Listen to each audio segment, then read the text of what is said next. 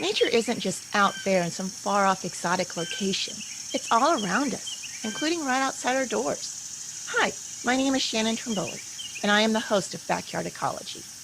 I invite you to join us as we ignite our curiosity and natural wonder, explore our yards and communities, and improve our local pollinator and wildlife habitat. Hi, everyone.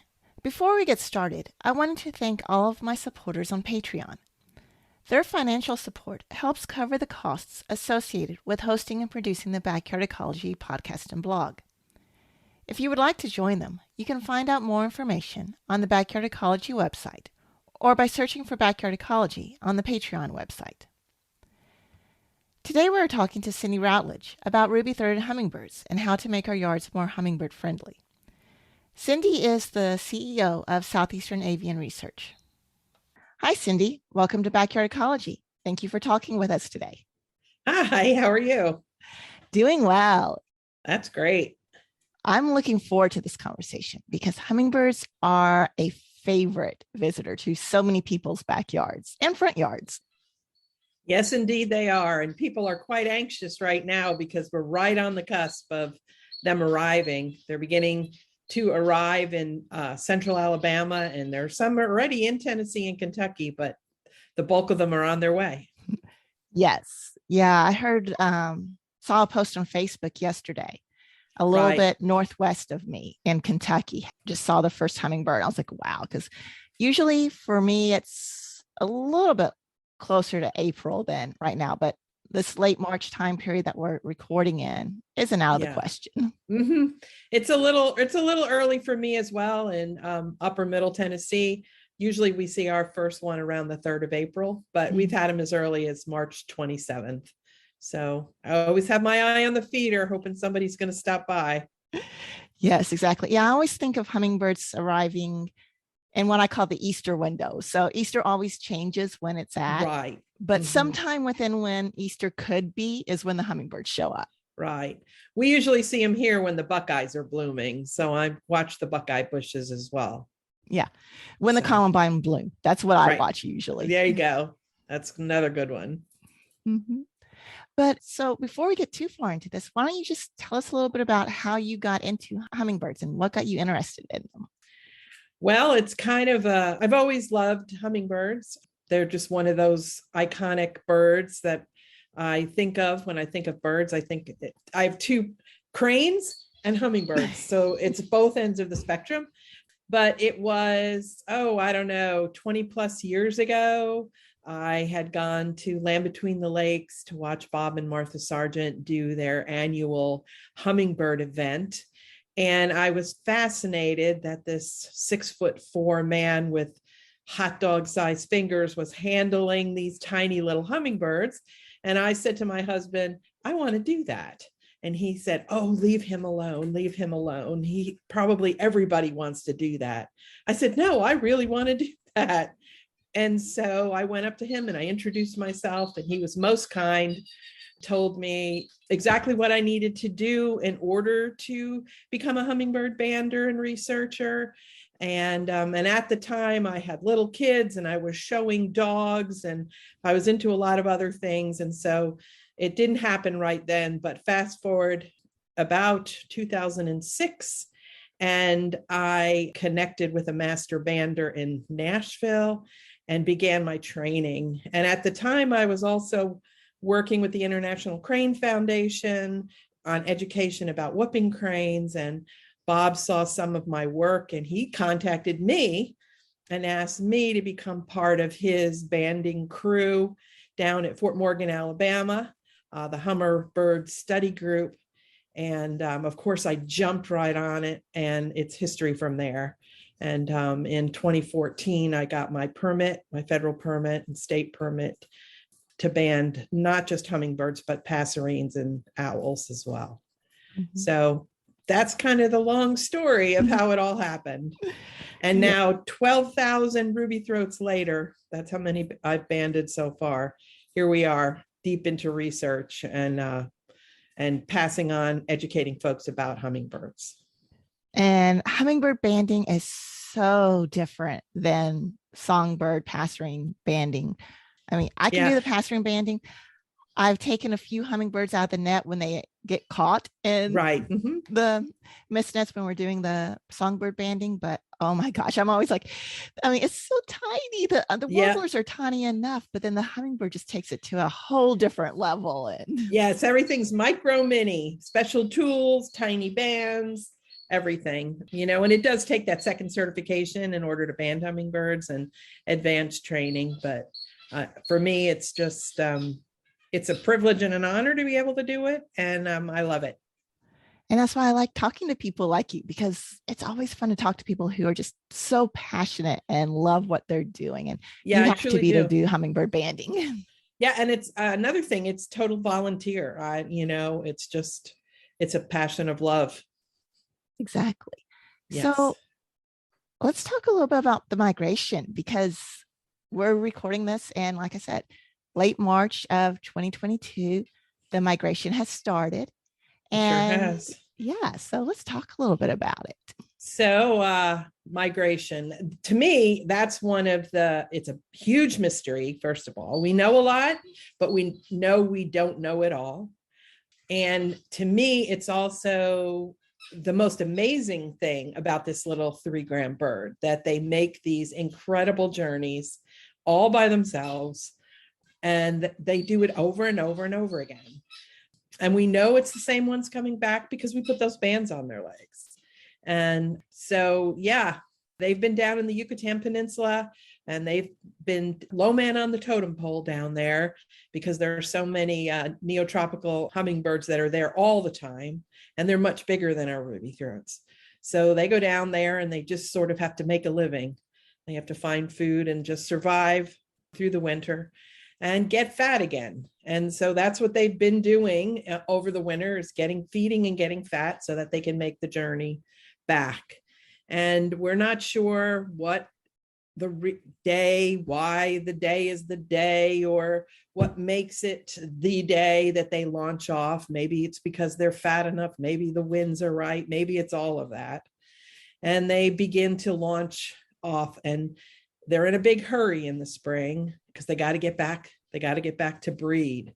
There's a finite amount of time for them to get back to where they were born and to make the next generation.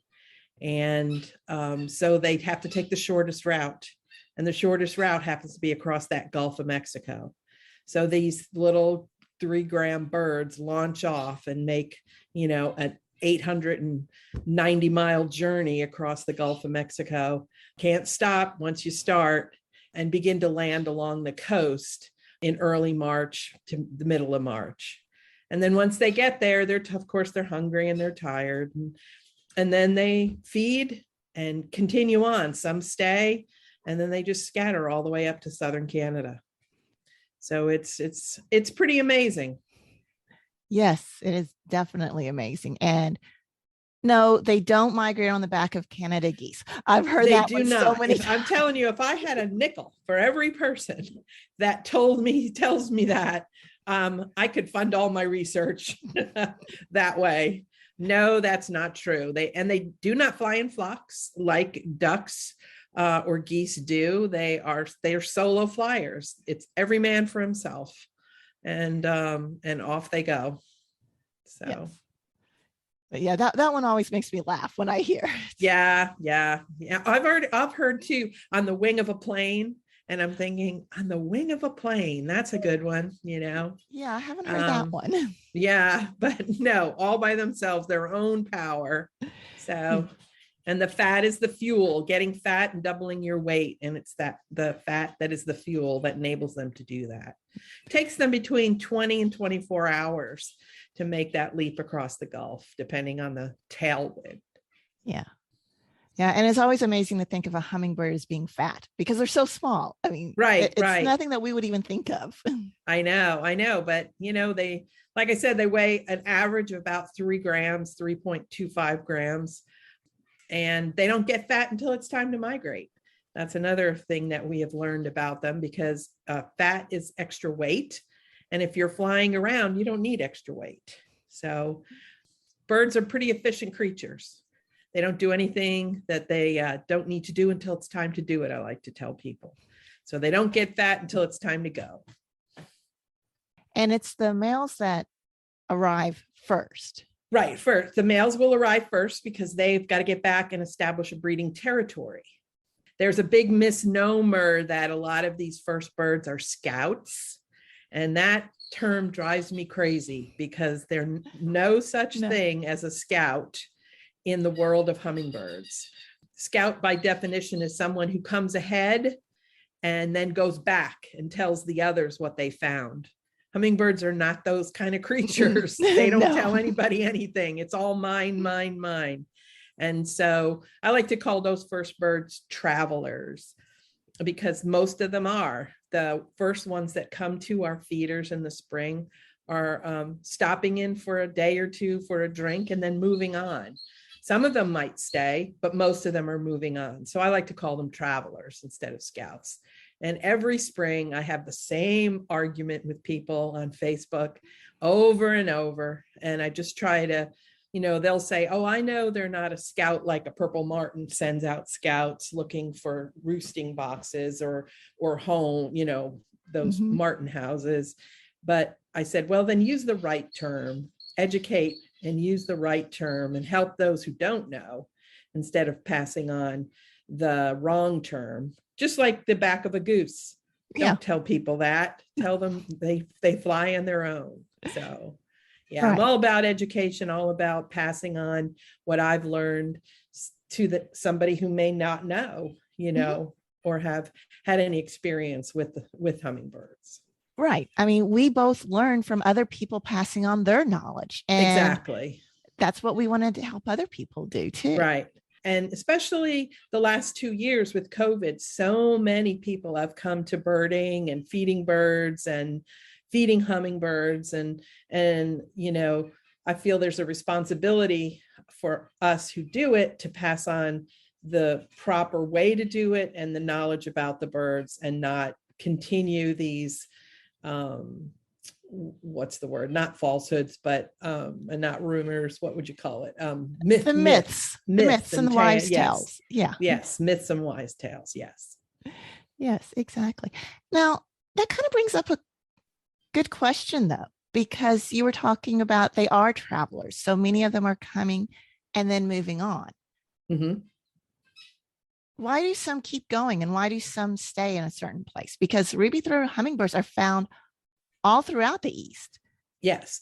Well, because we've learned through the years that these birds will return to where they were born. And we've learned that by putting bands on birds, some right out of the nest, and then capturing them year after year, coming back to that same spot. So we know that they do return to where they were born, to where they reproduced. And so that's why some of these are travelers, because they didn't reproduce or nest in your yard. They were up in Michigan or Southern Canada or wherever, New Jersey, New York. Mm-hmm. And so they've got to get back there.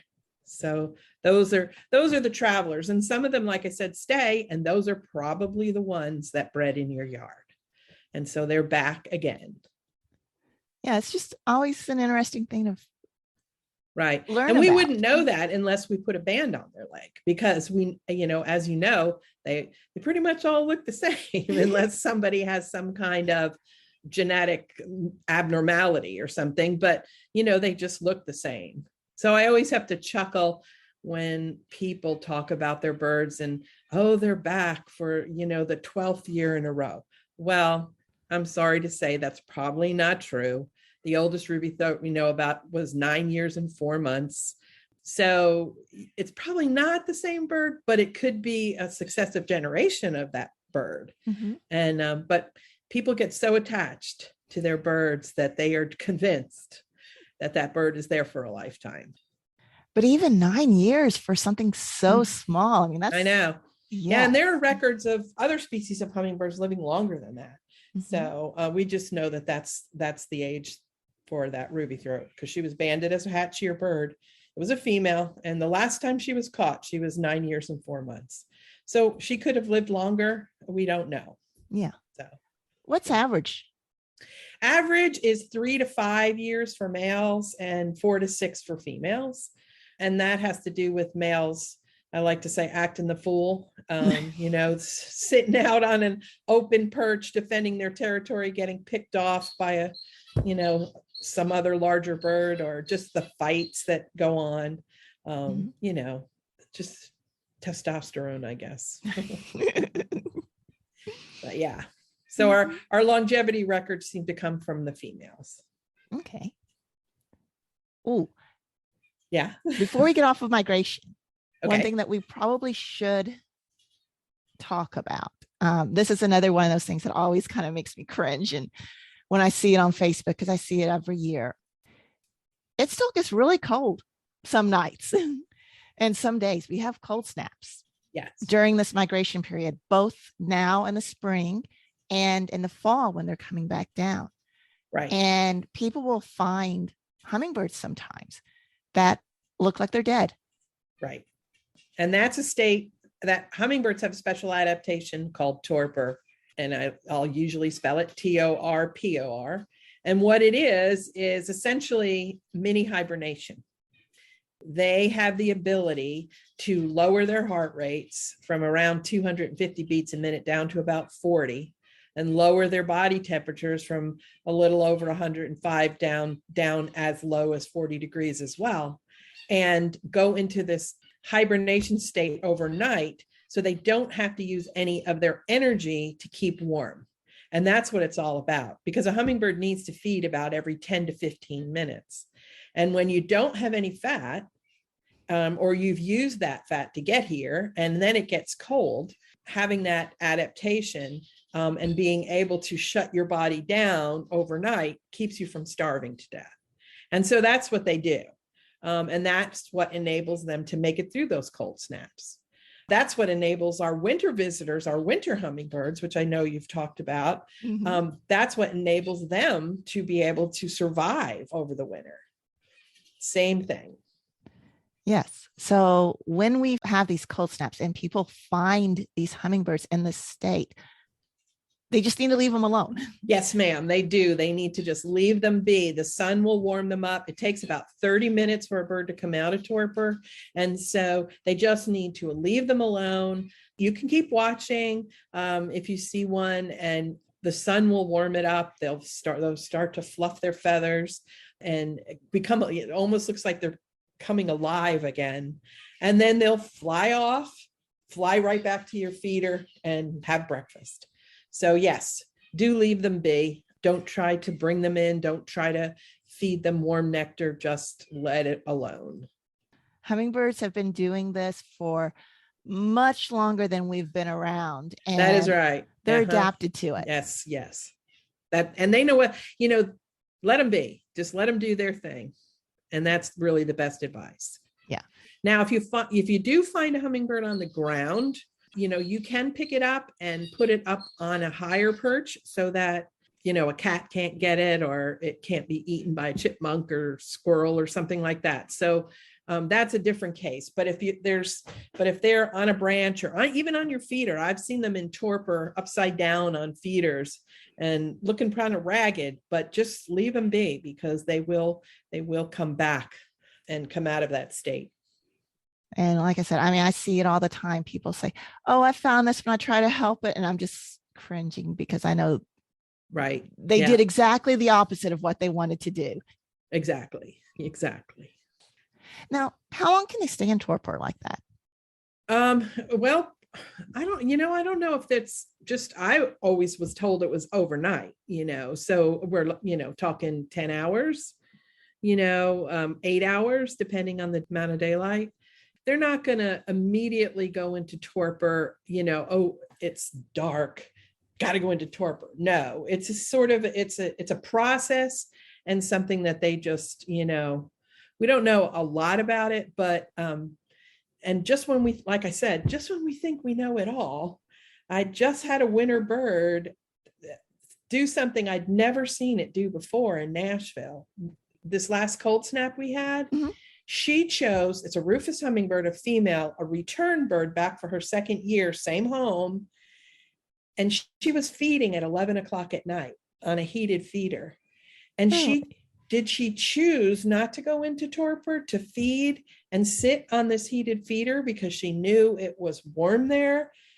I don't know. Did she fly off and go into torpor later? We don't know.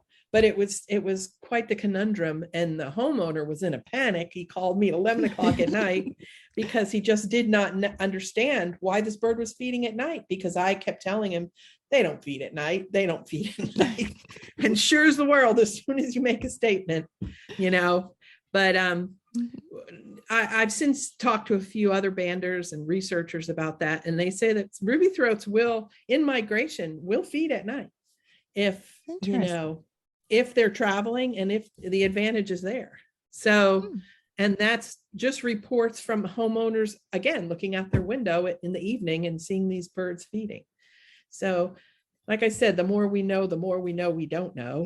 And we just, file all these little tidbits away and try to figure it out. But that's the way it is with anything. Yes, I know. And I always say it's a good day when we learn something new. So yes, exactly. It's always fun to hear something new and then think of all the questions that come with that new realization and try to investigate and see what you can find out. And it's always amazes me too how much we don't know. I know. Especially about the things that we see every day that are in our yards that come visit us. And it's like, exactly. We don't know everything about it already. Yeah, I know. And I mean, speaking of hummingbird migration, I mean, we know a lot from banding, but we don't know it all. And I keep saying the minute that we get a transmitter small enough to put on one of these hummingbirds, it's going to blow everything we thought we knew right out of the water. And they're going to say, you didn't know anything. This is really what's going on, so I just hope I'm around to see it. That's all. Oh, yes. So. And especially if it's one of the transmitters that, yeah, I know I'm asking for a lot here. I want to see it on one of the transmitters that actually monitors the heart rate and everything like that too, so that we can see when it goes in and out of torpor and everything. Yeah. Yes.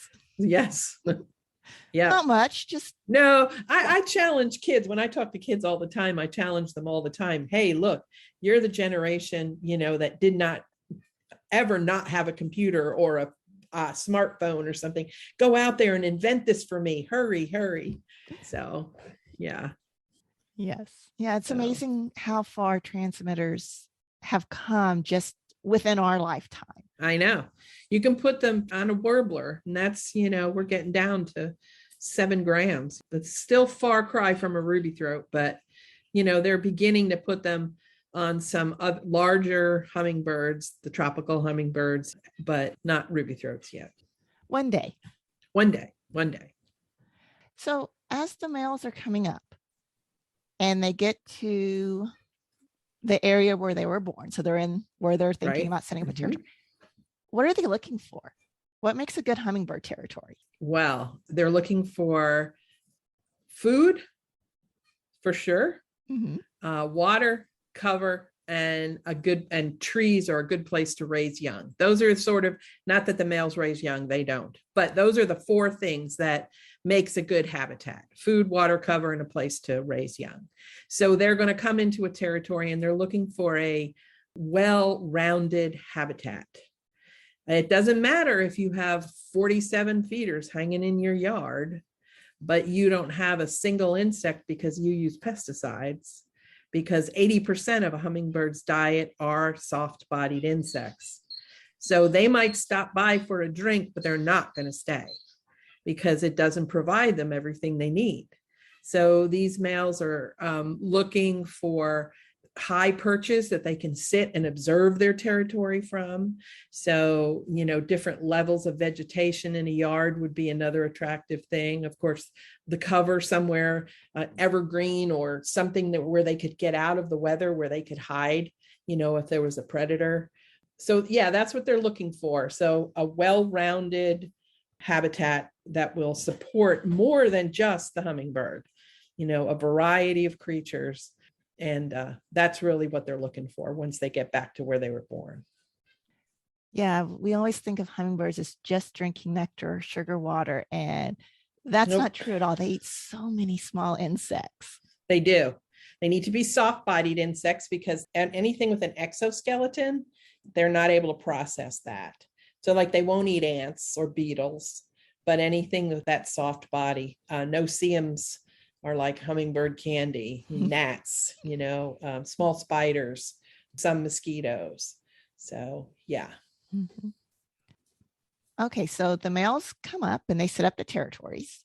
Right. And they wait for the girls. And then they wait for the girls. And they're usually a couple of weeks or so behind, usually. Generally speaking, yeah. And so they sit and they wait.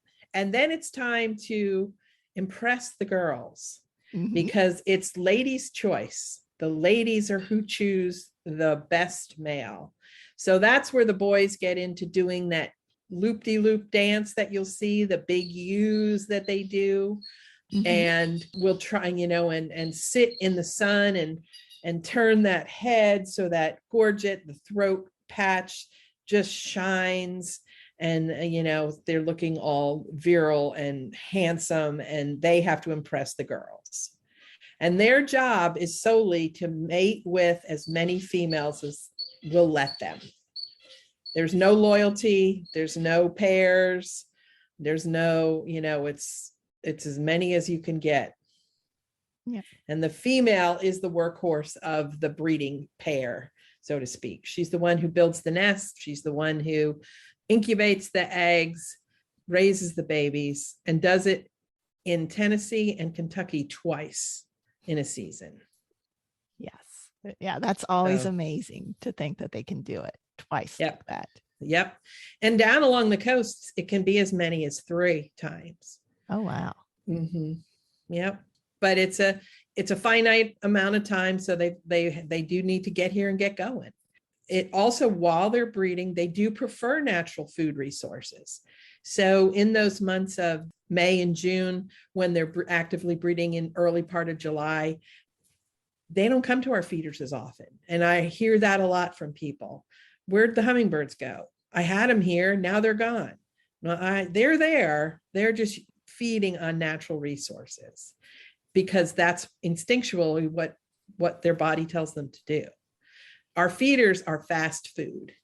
They're like McDonald's for hummingbirds. They know it's there. They'll use it.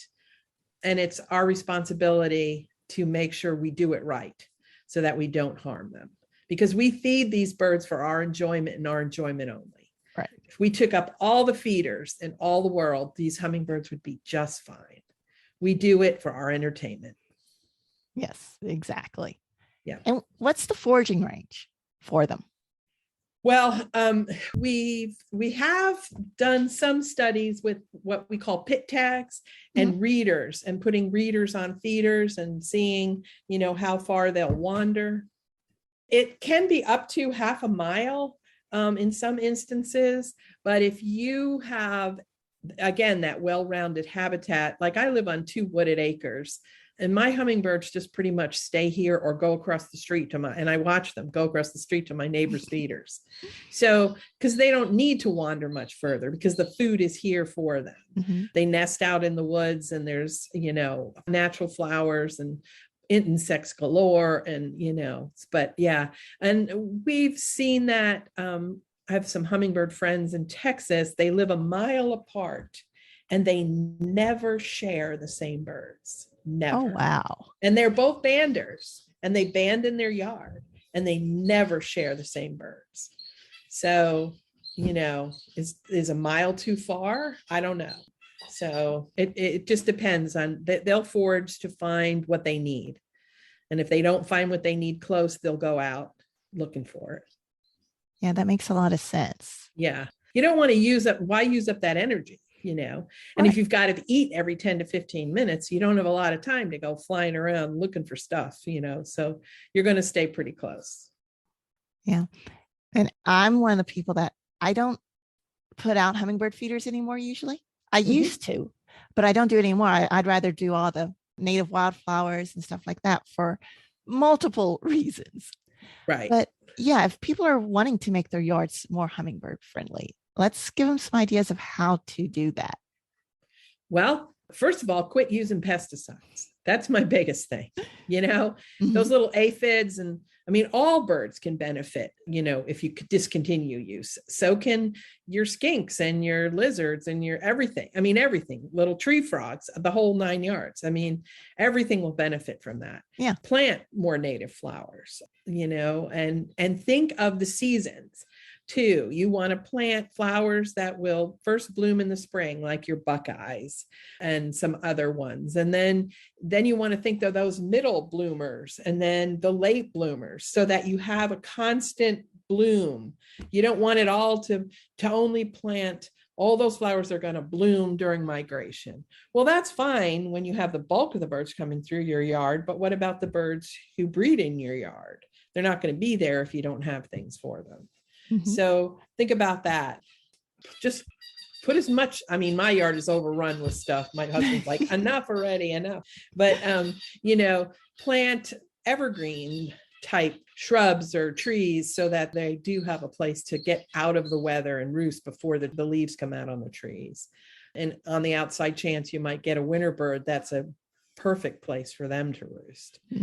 So water is important for all living things, not so much for ruby throats here in this part of the world, because we have a humid sort of,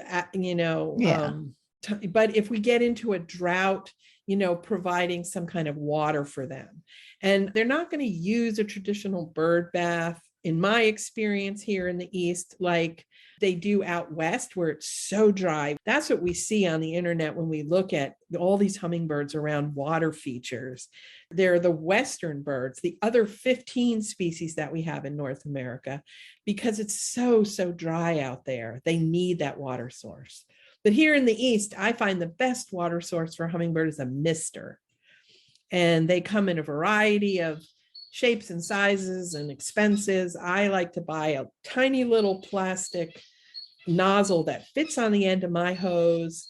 I zip tie it into my pussy willow tree. I put it on a timer so it comes on at 3:00 in the afternoon, the hottest part of the day, stays on for an hour, and just gently mists onto my pussy willow. And the birds will wait for that to come on, not just the hummingbirds, but other birds as well.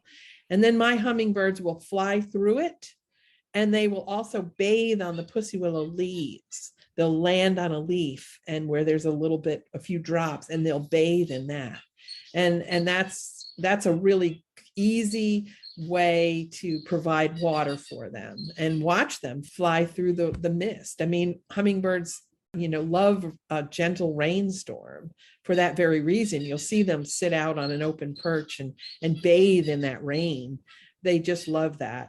So I would recommend not spending a lot of money on fancy fountains or anything, so you can emulate what they're doing out west. Think about a mister. I use a timer because I forget to turn it off, and 7 hours later it's still misting. But if I put it on a timer, it takes care of itself. Even when I'm not here, it turns it on for them. So those are some of the things that you could do if you don't put feeders up. Right. Yeah. For pretty much any pollinator. Yeah. When you're thinking about planting. Yep. You want to think about natives. You want to think about having at least 3 things blooming. Right. At all times throughout the growing season. Right. And you want to reduce your use of pesticides, especially insecticides. Yeah, I just say don't, just don't, because you don't know what you're harming or who you're going to harm, Right. So I just say, make a choice. You either want a highly manicured botanical garden type yard, or you want a yard that's creature friendly. And I say creature because I mean all creatures. Yes. So. Yep. And absolutely full of life. That's right. That's right. But yeah. Some of the plants that I really like planting for them are the cardinal flower, but that has to be wet. Right. You have to have the right places for that.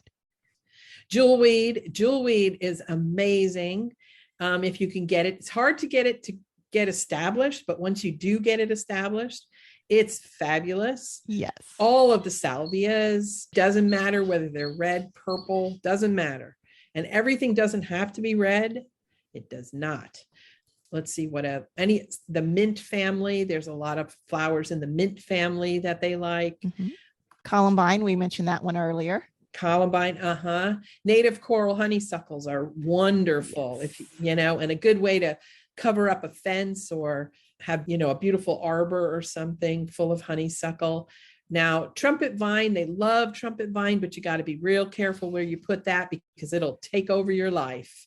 So I always say to folks, if you have a fence out in the back 40, that's a great place for Trumpetvine because it'll just grow out there. Crossvine is another native that, naturally occurs, and they love crossvine as well. Any of those vines are great. Yeah, so there's a whole lot of plants out there. Usually what I tell folks, because I do have people that contact me from all over the country asking about what do I plant for my hummingbirds, I usually tell them to consult. Audubon has a great tool, National Audubon, and you can put your exact zip code in there and it'll spit out what trees, shrubs, flowers, annuals is best for your area. And then it'll tell you what birds it will attract. So I usually guide people to that resource rather than trying to be the expert on every plant everywhere. Exactly, because we can't be. I mean, you and I can share a lot of plants and stuff because we're only a couple of hours away from each other. Correct. Yes. So it works for us, but somebody that's in Michigan or Maine that's listening to this, they're going to have a different set of plants. Right. Or even the ones down, my friends down along the coast, down in Foley, Alabama, down in Montgomery, Alabama, they're going to be able to plant some of these tropical plants, bottlebrush and all those, the ones I envy and wish I could put here, but I can't unless I want to haul them in every winter and haul them back out every spring, And I will confess, I do have some tropicals that I do that with just because, but the bulk of my plants in my yard are all I'm trying to move to all natives. Yeah.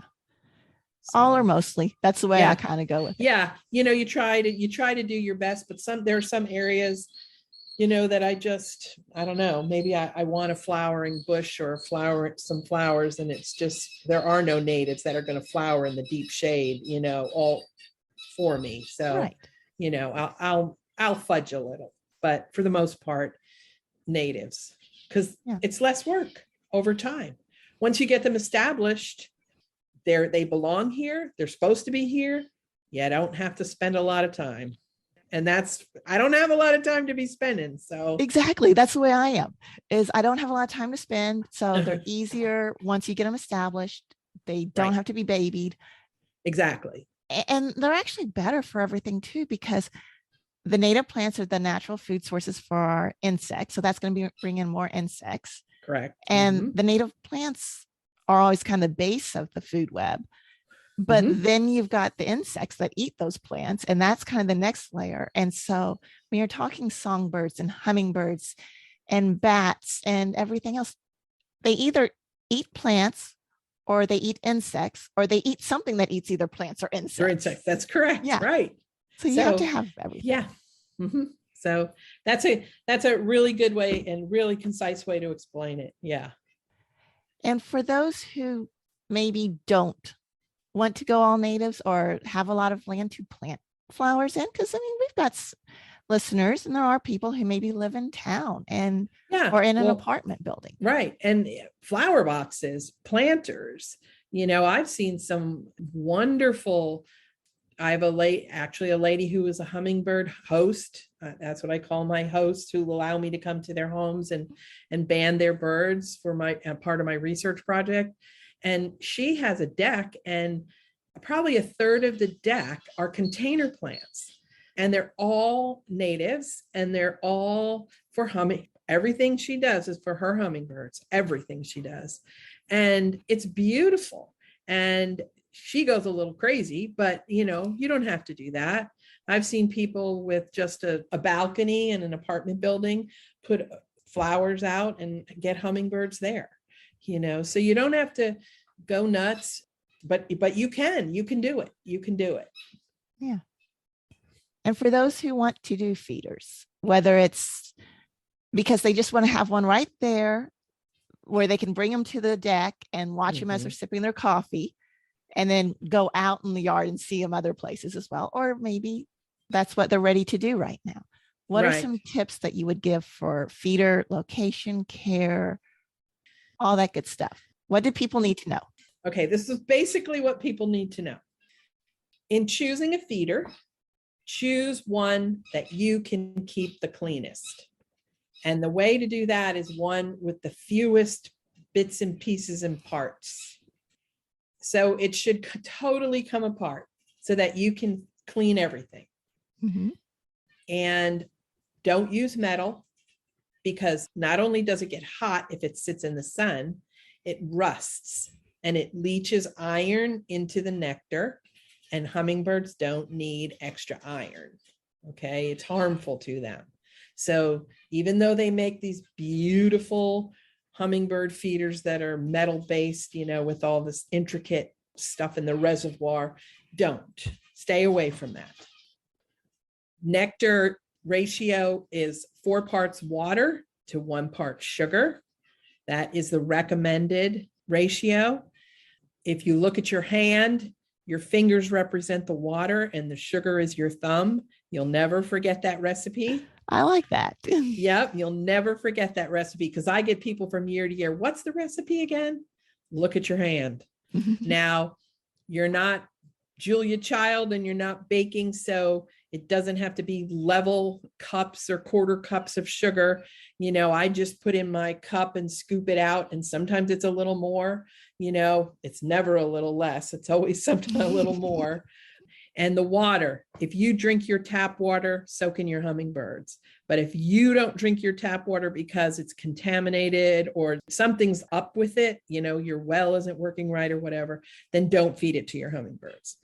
So the bottom line when making nectar is, if you'll drink it, then give it to your hummingbirds. If you won't drink it, don't. Mm-hmm. And the biggest thing, the biggest takeaway, no red dye. No red dye. I will say it over and over again. It is not necessary. People say, well, I won't get any hummingbirds if it's not red. What color is your feeder? Red. And if you don't have a red feeder, go buy a red feeder if you're convinced that they have to have red. But hummingbirds don't have to, every flower isn't red that they eat, So keeping your feeders clean, keeping that black mold off. We know that black mold will harm hummingbirds. It's a fungus. It will coat their throats. It will coat their tongue. They will choke. They will die. Keep your feeders clean. Keep your nectar fresh. And so this time of the year, you can put it out and it might last, 5 days. But when it gets hot and humid, the hotter it is, the more humid it is, the more often you need to change that nectar. So don't fill the feeder up all the way. Feed it partially if you only have a few birds to cut down on waste. I like feeders that have a clear reservoir so I can see the quality of that nectar. As long as it is clean and crystal clear that you can see through, it has no strings of bacteria growing in it, and it's not cloudy or colored or discolored in any way, that's good, clean nectar. It should have no odor too. You can smell it. If you make sugar water, just go right now to your sink and make it and smell it.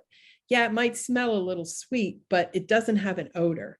Mm-hmm. But when it starts to spoil, it has an odor, and you know the difference. Get rid of it. Never top off a feeder. Always empty out what's in there, clean it, refill it, and hang it. I do a lot of banding here at my house. So I hang 15 feeders. That's a lot of feeders. That's a lot of work, but it's what I do. Never hang more than you can keep up with. If you can only keep up with 1 feeder, then only hang 1. If you can keep up with 15 and you want a full-time job in August and September, keeping your feeders clean, then hang them. But never more than you can handle. It should be a pleasure, not a chore. And so that's what I tell folks about, mostly about feeders. When you hang your feeders, use an ant moat. An ant moat is a small cup that hangs between the hook and the feeder. You fill it with clean water, nothing else, nothing else. And it's a barrier for ants, so that if they climb up your shepherd's hook and they come down to get at your sugar water, they'll hit that water first. But you have to keep it full. You can't just fill it up once and walk away. And also, ants are smart. They know how to bridge their bodies. So they'll bridge their bodies across the water and then one will walk. But if you're monitoring your feeder every day, looking for the quality of the nectar, you're going to catch that before it happens. So you're not going to get this big infestation. But do not grease your poles. Do not put any Vaseline or oils or anything near your feeders, because if that gets on the wing of a hummingbird, they can't fly. And a hummingbird who can't fly can't feed, and then they're a dead hummingbird. So think about, I try to tell people all the time, think about the consequence of what you're going to do to solve the immediate problem. I have an immediate problem, and if I do this, what could happen? Mm-hmm. And if any of those coulds is going to harm that bird or any bird, then don't do it. Think of something else. Yeah. So exactly. those are good feeding practices. Keep it clean. No red dye, no red dye, no red dye. Make it yourself, and it's good to go. And it's the maintenance and trying to keep up with it and stuff that's the reason I've gone to really not having hummingbird feeders, because I've got a lot of stuff going on. Yep. And people worry about, oh, I'm going on vacation. What happens when I go on vacation? You know, who's going to feed my bird? Should I take my feeder in? Should I leave my feeder out? If I leave my feeder out, the nectar's going to be bad, you know. So plant native plants. That way you can go on vacation. You can full well know that your birds are taking care of themselves in your yard. And then when you come home, put your feeder back out again with fresh nectar, and they will visit it. They will not be mad at you. They will visit it. You know, so especially if you have provided a healthy environment for them, there's no reason that they won't. But if you have a barren habitat, highly manicured lawn that's treated, you know, once a week with whatever fertilizers and stuff, and there's no insects, there's no reason for that bird to stay in your yard. So they are going to leave. Yeah. And they probably weren't using your yard a whole lot to begin with, other than as emergency food anyway. Right. As that fast food, that mm-hmm. that fast energy, because they happen to be, you know, oh, there's a feeder. Let me get, oh, okay, yeah, you know, I'll drink from there. But then I'm going back over there across the street because they've got flowers, they've got shrubs, they've got insects. And that's a story that I think hasn't been told as much as probably needs to be told, is the insect story with the hummingbirds, because we always forget about it. Yeah. You know, nobody can live by sugar water alone. You know, they need that protein. Protein is what helps them when they molt, helps rebuild feathers, and they need protein. Protein, you need to feed your babies protein because they grow really quickly. They need a high protein slurry. So they need those insects. You're not going to get protein from nectar, only your carbohydrates. Now, do we have to worry about attracting too many hummingbirds to our yards? No, the more the merrier, I say. People worry about them fighting all the time. Again, if I had a dime for every person that talked about their bully, or let me tell you something, every hummingbird on the earth is a bully. They are tenacious, they're mean, they're not these sweet little dainty birds that everybody wants to make them into. It's every man for themselves, as I say over and over again. And when you weigh 3 grams, you've got to be tenacious. You have to be strong, and you have to be strong-willed.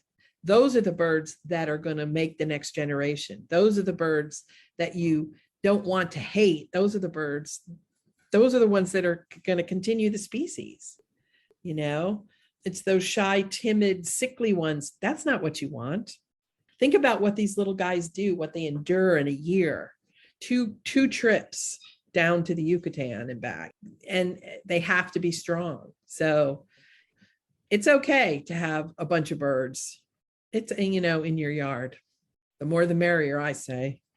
Right. And they're going to kind of sort themselves out too. So if Yes, they are. you can only have so many home ranges and there, so the stronger ones are going to keep the weaker ones out when there's going to be too many of them. And that goes for the males and the females, because the females will fight Yes, birds they off do. just as Everybody well as the fights. males. Everybody, because again, they're, Bob Sargent, I loved him to death, and he was my mentor. And he used to say, if hummingbirds were the size of hawks, we'd all be in a world of hurt. So if you think about that, but so they're mean little boogers, and people get mad at me when I say that, but they have to be. We want them to be, because we want them to survive. We want them to come back. So they need to be. So don't worry about your bully. And if it worries you, people say, well, I'll hang another feeder. Well, guess what? They're going to fight over that other feeder, and you're going to hang another one, and they're still going to fight. And then folks will ask, well, how come Jane Doe down the street, they're not fighting at her house? And that has to do with carrying capacity. It gets to a point where there's so many hummingbirds, they can't fight. They have to coexist, because then nobody would eat, because you'd spend all day long fighting. So if you had, let's say you had 20 hummingbirds in your yard and one feeder, that, somebody's going to try to defend that feeder, but at some point he's just going to have to rest. And so I say, well, it has to do with carrying capacity. And when you see hummingbirds, all around every port feeding, it's because there's a lot of hummingbirds there, many more than the typical yard. But those are the pictures that people like to look at, and those are what people want to emulate, but not everybody's going to be able to do that. No. And I actually would rather not have that. Yeah. In my yard. I'd rather have enough that they're fighting between each other, because that tells me that I've got more than enough resources, right, because they've got the energy to fight, to defend the source. If we're at maximum carrying capacity, which is what you're getting when you're having those 20 hummingbirds all around in the same area and not fighting, there's no leeway. Right. Exactly. I mean, they are as many as you can possibly cram in there. And if anything goes wrong, you've got major problems. Exactly. And we see that happen along the coast when birds stack up and we get a hurricane and it wipes out the food. Birds know how to take care of themselves and how to get out of the way of weather. They're the best weathermen ever. They know what's coming. And we know from other bigger birds putting trackers on them that they will actually fly out of their way to get away from these storms. But then they'll come back. And if the land is if it's devastated, if all the trees are gone, all the flowers are gone because the hurricanes flattened everything, that's when you get those feeding frenzies around those feeders.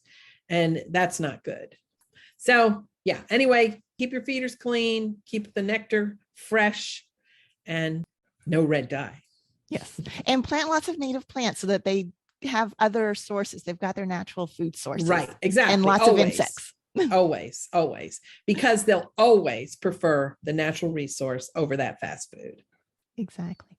Well, this has been really interesting, and I've had so much fun talking to you. But before we wrap this up, can you tell us a little bit about the Southeastern Avian Research and the work that you do through there? Okay. It's a 501c3 nonprofit that was established in 2014 as a continuation of the work that was being done by Bob and Martha Sargent in the Hummer Study Group.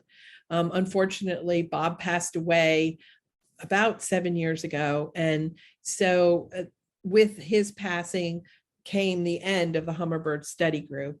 But that was just the organization, because through the years, he had trained so many, many, many hummingbird banders, and we are carrying on the legacy. So Southeastern Avian Research is a legacy organization carrying on the research that Bob and Martha started with regard to neotropical migrants, including passerines as well as hummingbirds. But I have a concentration in hummingbirds.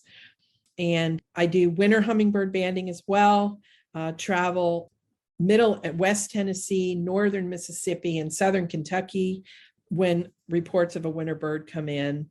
We had 14 birds in Tennessee and 2 in Kentucky in my territory this past winter, of 3 different species. I also do contract work for the Tennessee Wildlife Resources Agency, and I'm currently working to see why the loggerhead shrike, why we've lost 70% of the population since the 70s in Tennessee. And so I work with the Eastern Loggerhead Shrike Working Group as well to try to answer that question. It's a collaborative thing. And I also have a saw-whet owl project that I do in the winter that's in conjunction with Project OwlNet, which is an ongoing nationwide program. So I'm bits and pieces, little parts of other bigger organizations trying to fill in that gap for Tennessee, provide my data to them as the overall picture.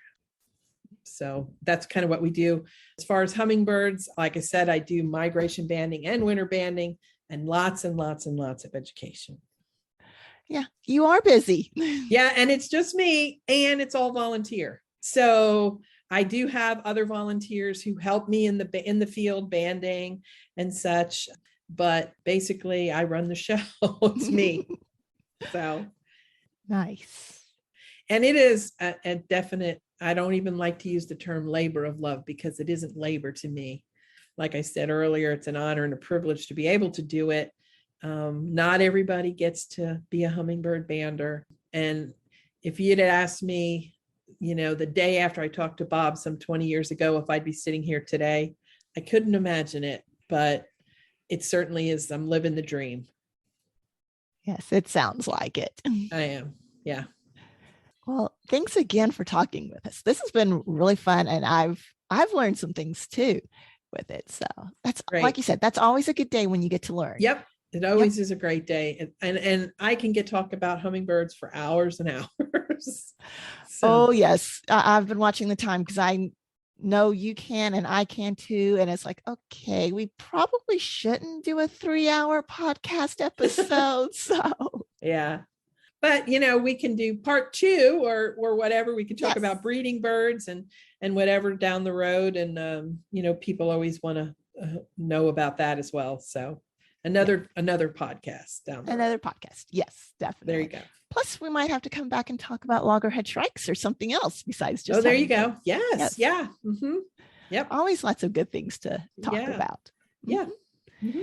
But yeah, and I will definitely have links in the show notes to your website, to your Facebook page for people who want to learn more and see more about what you're doing, because you've got a lot of good resources on your pages as well. Yeah, thanks. Yeah. And I don't profess to know it all. I'd stand up here and say I do not know it all. There are days where I get on the phone and call people who've been doing this longer than I have. But if anybody has a question, just holler at me. I'll be glad to answer it. Glad to talk to you about your birds and help you solve a problem if you have one, or come up with a solution to whatever. So. Or totally geek out and go crazy about a hummingbird that's on a feeder at 11 o'clock at night because it didn't read the book. I mean, that's just crazy. Yeah, exactly. I'm still like, wow, okay, why did it do that? Okay, yeah. And I have pictures too, which is what's super cool about it. So yeah. And then it turns out that this bird has done this before, the homeowner tells me. So now is this just this bird, or is it, it makes you think. Yeah. Okay. Now I want to dive deep and ask so many questions that I know we don't have the answers to, but I know. I don't. Yeah. I want to know. Yes. So, yeah. Well, this has been so much fun. Thanks again. You're most welcome. Thank you for having me. All right. Yes. Have a great day. You too.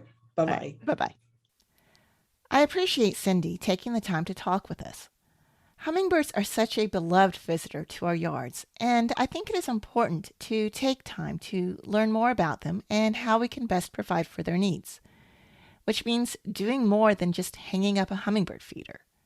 And if you are going to put up a hummingbird feeder, it is critically important that you keep it clean, and as Cyndi said multiple times, please don't use any red dye in it. Before I wrap this up, I wanted to ask a favor of you. If you find value in the Backyard Ecology content, please consider joining our community of supporters.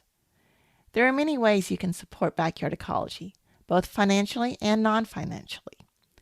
Learn more at www.backyardecology.net/join-us. Until next week, I encourage you to take some time to enjoy the nature in your own yard and community.